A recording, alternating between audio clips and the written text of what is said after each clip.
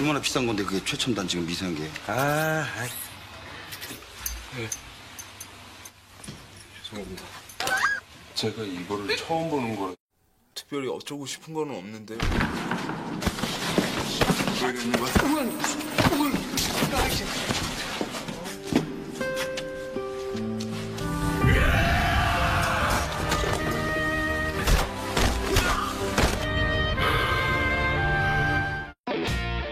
Halo guys, kalian pasti udah sering nih nonton film yang temanya kelihatan cupu atau pura-pura cupu tapi sebenarnya jago gelut. Nah, untuk film yang satu ini ceritanya persis, cuman alurnya agak beda.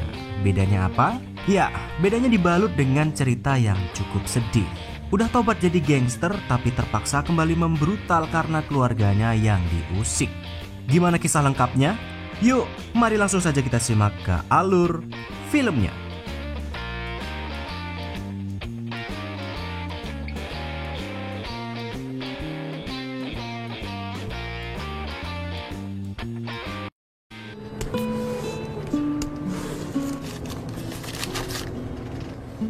Diawali dengan seorang pria yang sekilas terlihat culun. Dengan kemeja lengan panjangnya sedang menulis buku harian di dalam bis. Pria culun ini bernama Tae-sik. Pada hari itu ia baru saja keluar dari penjara setelah 10 tahun lamanya mendekam. Belum diketahui alasan kenapa ia bisa sampai masuk ke dalam penjara. Namun yang pasti setelah ia bebas dari penjara, Tae-sik pun berjanji tidak akan minum minuman keras lagi, berkelahi dan juga menangis.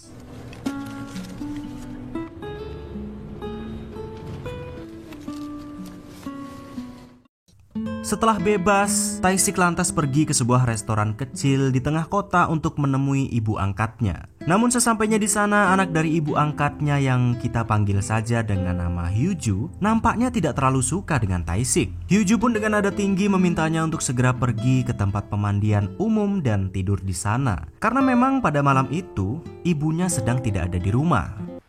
없는데요.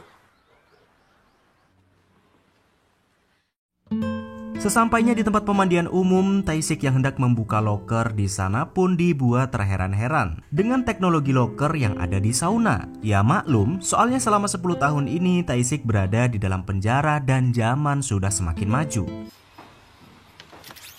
Mendengar kalau Tae-sik malah memain-mainkan kunci loker, penjaga sauna itu pun mencoba memperingatinya dengan wajah yang disangar-sangarin. Namun saat melihat Tae-sik membuka bajunya, alangkah terkejutnya orang-orang yang ada di sauna karena tubuh Tae-sik yang dipenuhi dengan ukiran tato layaknya seorang bos gangster atau yakuza. 그게 돈 많아요? 아니 물어줄 거냐고. 죄송합니다. Dan kita beralih di tempat lain dengan seorang preman yang bernama Changmu yang saat itu sedang memarahi anak buahnya. Belum siap melampiaskan emosinya, tiba-tiba saja Tae-sik datang menemui Changmu untuk menyapanya karena mereka dahulu berteman. Namun yang anehnya, saat melihat Tae-sik, Changmu langsung keringet dingin. Padahal sekilas Tae-sik hanya terlihat seperti pria culun yang tidak bisa apa-apa. 나 그래도 나왔는데 내가 네 얼굴도 안 보면은 갈게. Bahkan tidak hanya sampai di situ. Ketika Tae-sik mencoba untuk menemui temannya yang lainnya yang bernama Yangki, ekspresinya juga sama. Yangki terlihat khawatir dan sangat ketakutan setelah mengetahui kalau Tae-sik ternyata sudah bebas dari penjara. Siapa sebenarnya Tae-sik? Karena hari sudah mulai malam, Tae-sik pun kembali ke tempat ibu angkatnya karena memang tidak ada tempat lain yang bisa ia tuju. Melihat Tae-sik yang sudah bebas dari penjara, ibu angkatnya pun amat senang melihatnya. Namun ada satu hal yang janggal. Entah kenapa Tae-sik sendiri terlihat sangat takut untuk menatap wajah ibu angkatnya. Dan ia pun terus-terusan meminta maaf. Sementara untuk Hyuju sendiri, ia ternyata masih tetap duduk dan tidak mau menerima Tae-sik sebagai kakak angkatnya.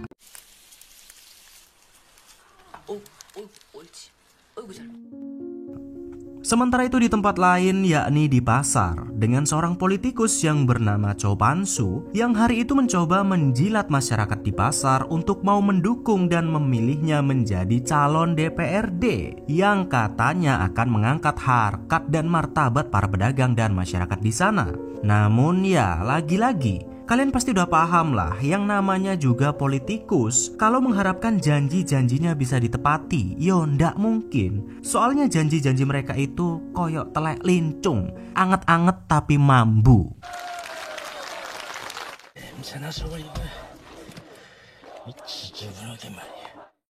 Kembali dengan Tae-sik yang pada hari itu memutuskan datang kepada seorang dokter untuk menghapus seluruh tato yang ada di tubuhnya. Ia kepikiran untuk menghapus tato-tato tersebut karena orang-orang selalu saja takut kepadanya ketika melihat tato-tato itu. Namun walaupun tato tersebut bisa dihilangkan, ternyata Tae-sik harus bekerja keras untuk mendapatkan uang yang sangat banyak karena memang biaya untuk menghapus tatonya itu sangat mahal.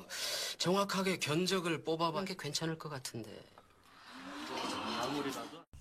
Sekembalinya ke rumah, Tae-sik yang sedang melamun di atas loteng sambil ngudut tiba-tiba dimarahi oleh Hyunju karena ia tidak suka dengan bau rokok. Sambil menceramahinya, Hyunju sendiri nampaknya sedang ada masalah di sekolah karena di wajahnya terlihat ada bekas memar, seperti habis dibully. Tae-sik yang bertanya tentang memar itu pun tak dijawab serius oleh Hyunju dan malah balik memarahi Tae-sik agar ia segera berhenti merokok. 진짜 놀고 있다 아주 그냥. 안 내려가?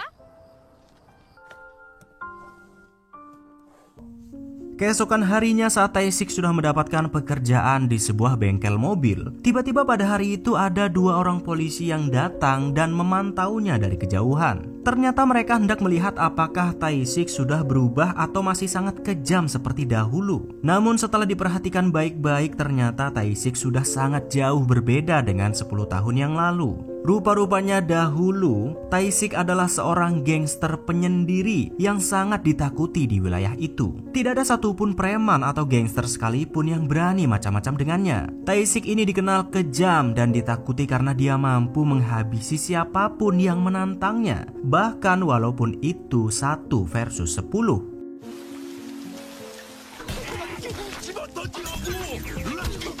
Dan pada tahun-tahun itu ia berhasil menghabisi seorang bos gangster yang bernama Dopil, yang saat itu berkuasa di daerah tersebut. Hanya dalam kurun waktu 2 tahun, Changmu dan Yangki yang pada awalnya adalah anak buah Dopil, mereka pun akhirnya tunduk kepada Tae-sik setelah gengnya diambil alih olehnya. Dan alasan utama kenapa Tae-sik dipenjara adalah karena ia yang telah membunuh Dopil saat hendak mengeroyoknya. Setelah Dopil tewas dan Tae-sik masuk penjara, Changmu dan Yangki malah berleha-leha menikmati semua kekuasaan yang ditinggalkan oleh Tae-sik. Namun tidak berselang lama, salah satu anak buah Dopil yang bernama Byung-jin bekerja sama dengan Cho Pan-su yang saat itu baru saja menjadi politikus dan menguasai daerah tersebut. Mereka pun berusaha merebut kembali kekuasaannya. Namun ternyata rupa-rupanya Byung-jin ini hanya dimanfaatkan dan menjadi peliharaan Cho Pan-su. Sementara Changmu dan Yangki lah yang akhirnya jadi anak buahnya. 짜고 친 것처럼 이렇게 비가 그치진 않겠지만 어디 세상이 지 맘대로 돌아가냐? Keesokan harinya di sebuah kampus, dengan Hyunju yang sedang kuliah mata pelajaran matematika yang sangat ruwet, tidak disangka-sangka ketika pelajaran selesai, rupa-rupanya Hyunju melihat Tae-sik yang sedang berada di kampusnya. Ternyata pada hari itu ia datang ke sana karena ada niatan untuk melanjutkan kuliah. Dan tidak disangka juga, ternyata dosen matematika yang selama ini mengajari Hyunju di kampus malah mengenal Tae-sik, atau lebih tepatnya mereka dahulu pernah dekat satu sama lain saat masih duduk di bangku sekolah. 미안하단 말 말고 할 말 미안하단 말 하라고. Sekembalinya dari kampus, Tae-sik yang hendak jalan-jalan sambil menikmati cemilan dengan Hyunju, tiba-tiba saja mereka dihampiri oleh sekelompok anak muda yang sok jago dan langsung menerjang Tae-sik. Pemuda yang kita sebut saja dengan panggilan si Bambang ini pun terus menghajar Tae-sik bersama teman-temannya. Ternyata rupa-rupanya ia cemburu saat melihat Tae-sik jalan berdua dengan Hyunju. Padahal Hyunju sendiri sudah berkali-kali menolak si Bambang. Namun ketika si Bambang terus saja mengeroyok Tae-sik bersama teman-temannya hingga membuat bajunya sobek, disitulah si Bambang dan teman-temannya pun langsung ketakutan karena mereka melihat tubuh Tae-sik yang penuh dengan tato layaknya seorang bos gangster.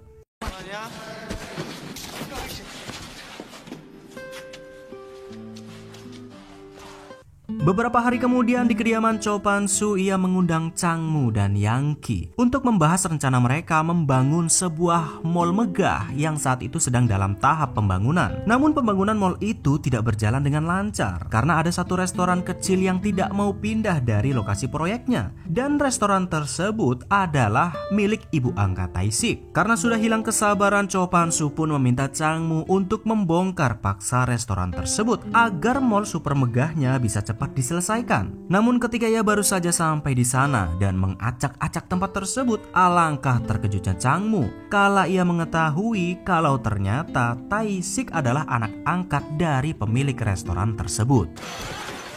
여기 왜?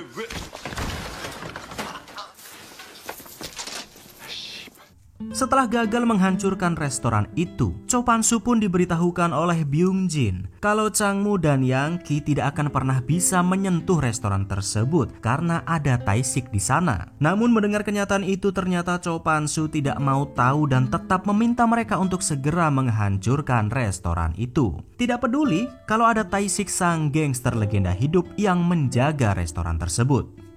Hari demi hari berlalu, kini Tae-sik dan Hyuju pun semakin dekat satu sama lain, layaknya adik dan kakak. Bahkan hampir setiap hari mereka belajar bersama. Dan sebagai anak angkat yang berbakti, Tae-sik pun tidak lupa juga memberikan hadiah kepada ibunya dan juga Hyuju dari gaji pertamanya setelah bekerja di bengkel. Tentu melihat ketulusan Tae-sik memberikan hadiah itu, ibu angkatnya pun jadi sangat senang dan bangga memilikinya.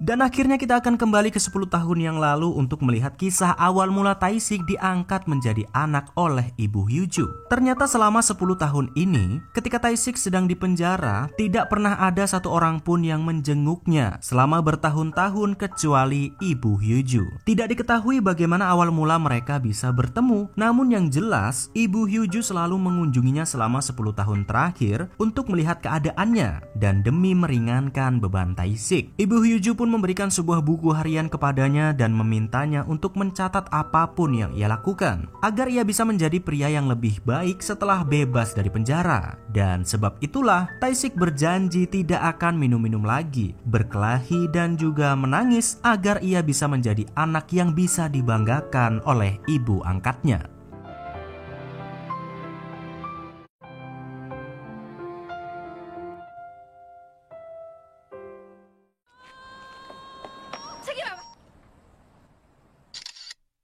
Beberapa hari kemudian, tidak disangka ternyata Byung-jin, orang yang dahulu kakinya dipatahkan oleh Tae-sik, datang kepadanya untuk membicarakan sesuatu. Ternyata pada hari itu Byung-jin meminta tolong kepada Tae-sik, sekaligus memberitahukan kalau Cho Pan-soo akan segera meratakan restoran milik ibu angkatnya. Ia pun meminta Tae-sik untuk segera pergi dari sana bersama keluarganya, karena apabila Tae-sik melawan Cho Pan-soo, mungkin saja nyawa Hyuju dan ibu angkatnya akan ikut terancam. Dan benar saja, keesokan harinya Chang-moo dan anak buahnya kembali datang ke restoran ibu angkatnya untuk memaksanya pergi dari sana. Hyuju yang baru saja pulang dari sekolah melihat ibunya dianiaya pun berusaha mengusir mereka dengan sebisa mungkin. Namun karena Chang-moo dan anak buahnya benar-benar akan menghancurkan restoran tersebut, Hyuju pun segera memberitahukan keadaan itu kepada Tae-sik.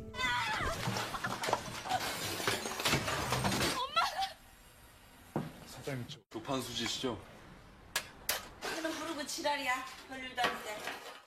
Tidak terima dengan apa yang telah mereka lakukan kepada ibunya, Tae-sik lantas mendatangi kediaman Cho Pan-soo. Namun bukannya marah, ternyata Tae-sik ingin berbicara empat mata dengan Cho Pan-soo dan memintanya baik-baik agar mereka tidak lagi mengusik keluarganya. Yang walaupun ibunya sudah disakiti dan restorannya dihancurkan oleh Cho Pan-soo, nyatanya Tae-sik tetap memegang teguh janjinya untuk tidak berkelahi lagi. 부탁드리겠습니다. 아쉽군. Namun beberapa hari kemudian, ternyata permintaan baik-baik dari Tae-sik tidak digubris sama sekali oleh Cho Pan-soo. Ia malah dengan terang-terangan mengirim beberapa anak buahnya untuk memancing kemarahan Tae-sik agar ia kembali menjadi Tae-sik yang sangat kejam seperti dahulu. Tanpa segan para anak buah Cho Pan-soo terus menghajarnya hingga babak belur untuk memancing emosinya. Bahkan sampai-sampai mereka nekat melukai bos Tae-sik yang saat itu hendak melerai. Namun nyatanya tetap saja Tae-sik masih memegang teguh janjinya untuk tidak berkelahi lagi.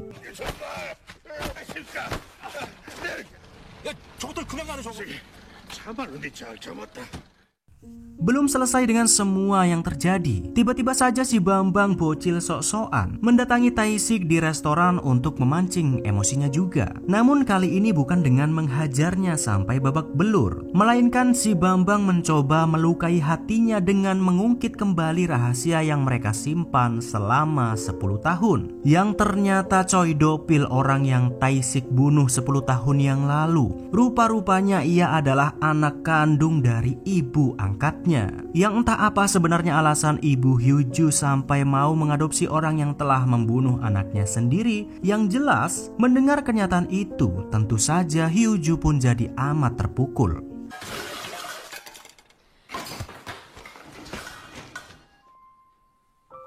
Tidak terima dengan apa yang telah dilakukan oleh ibunya, Hyu-ju lantas bertanya, sebenarnya kenapa ia mau mengadopsi orang yang telah membunuh anaknya sendiri. Ternyata dahulu saat ibu Hyu-ju tahu kalau Tae-sik lah orang yang telah membunuh anaknya, ia juga merasa marah, kesal dan hendak mengutuk Tae-sik agar membusuk di dalam penjara. Namun setelah beberapa kali bertemu dengannya, ternyata ia mulai menyadari kalau sebenarnya Tae-sik adalah anak yang baik. Dan ia juga tahu kalau bukan atas kemauannya sendiri untuk membunuh anaknya waktu itu.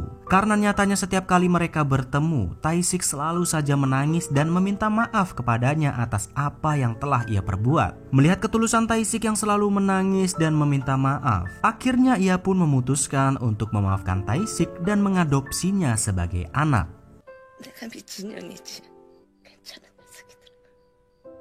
Beberapa hari kemudian ibu angkat Tae-sik ternyata mendatangi Cho Pan-soo secara langsung untuk memintanya berhenti mengganggu keluarganya. Ia berani melakukan semua itu karena ternyata ia memiliki bukti-bukti kalau sebenarnya Cho Pan-soo lah orang yang dahulu meminta anaknya untuk membunuh Tae-sik 10 tahun yang lalu. Namun bukannya takut setelah diancam, Cho Pan-soo malah semakin bertekad untuk menghancurkan keluarga Tae-sik agar tidak ada lagi yang menghalangi jalannya. Tanpa memikirkan konsekuensinya, Cho Pan-soo malah nekat hendak membunuh Hyu-ju sebagai tanda keseriusannya.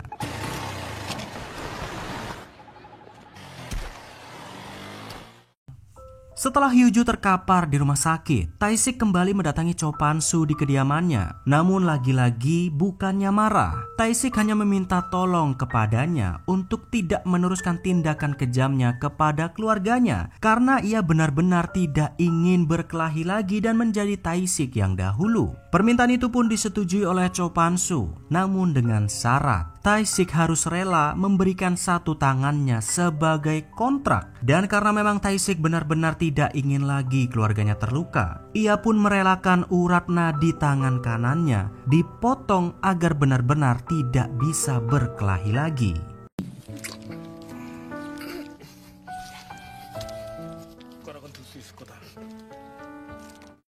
Namun setelah urat nadi Tae-sik dipotong, ternyata Cho Pan-soo tidak benar-benar menepati janjinya. Ia malah memanfaatkan keadaan tersebut karena Tae-sik yang saat ini sudah cacat. Dan tidak lama kemudian karena Tae-sik yang tidak ada di rumah dan ibunya yang sedang di rumah seorang diri, akhirnya dimanfaatkan Cho Pan-soo dan seluruh anak buahnya untuk langsung membunuh ibunya dengan sangat kejamnya.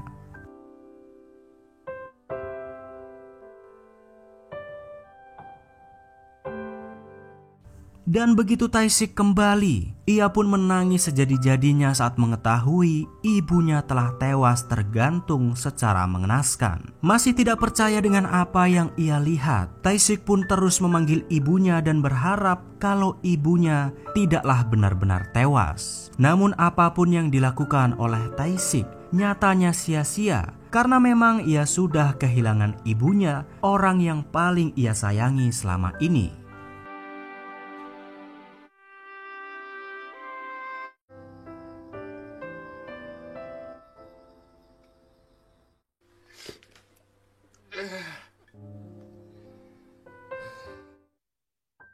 Di sisi lain, saat Tae-sik sedang berduka, ternyata Cho Pan-soo dan seluruh antek-anteknya merayakan kemenangan atas pembangunan hotel megah yang sudah tercapai. Tanpa merasa bersalah sedikit pun karena ia sudah merenggut nyawa seseorang demi ambisinya. Cho Pan-soo dengan segala kebusukannya pun merasa bebas karena sudah tidak ada lagi orang yang akan mengganggunya. Namun siapa sangka ketika ia benar-benar sudah merasa tidak ada lagi yang menghentikannya, tiba-tiba saja Tae-sik pun datang dengan menangis dan raut wajahnya yang seolah-olah sudah siap untuk menghabisi mereka semua.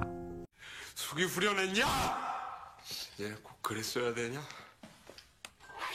Ya, tentu saja kalian pasti sudah sangat sering mendengar ungkapan jangan pernah mengganggu macan yang sedang tertidur, karena jika sampai macan itu terbangun, maka dipastikan tidak akan ada lagi tempat untuk kalian bisa lari. Ya, itulah yang akan dilakukan oleh Tae-sik karena Cho Pan-soo sudah benar-benar membuatnya murka, yang walaupun urat nadinya sudah dipotong, ternyata Tae-sik masih mampu menggunakan seluruh kekuatannya untuk membalaskan dendam atas kematian ibunya.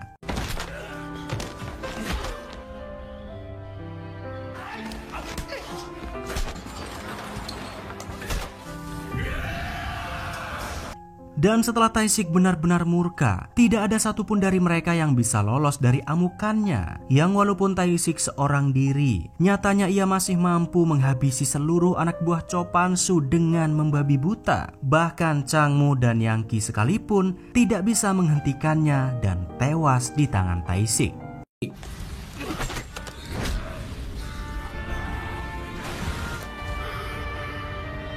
Bahkan Cho Pan-soo sendiri yang sejak awal merasa songong seolah-olah tidak akan pernah tersentuh oleh Tae-sik, nyatanya ia hanya bisa terdiam dan terpaku kaku karena mengetahui bahwa malam itu hidupnya akan segera berakhir di tangan Tae-sik, si culun yang sudah ia remehkan.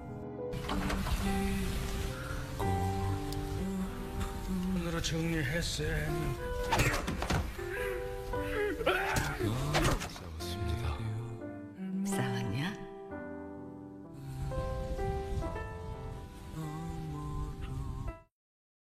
Beberapa bulan setelah Tae-sik ikut tewas di dalam kobaran api di perkelahian terakhirnya, Hyuju yang saat itu sudah menjadi mahasiswi teladan sekaligus asisten dosen, ternyata masih menyimpan buku harian milik Tae-sik untuk bisa mengenangnya. Bahkan Hyuju melanjutkan buku harian itu dengan menulis segala aktivitas dan keinginannya layaknya seperti Tae-sik, agar ia tidak melupakan ibunya dan juga Tae-sik yang sudah tiada. 뭔데? Tamat.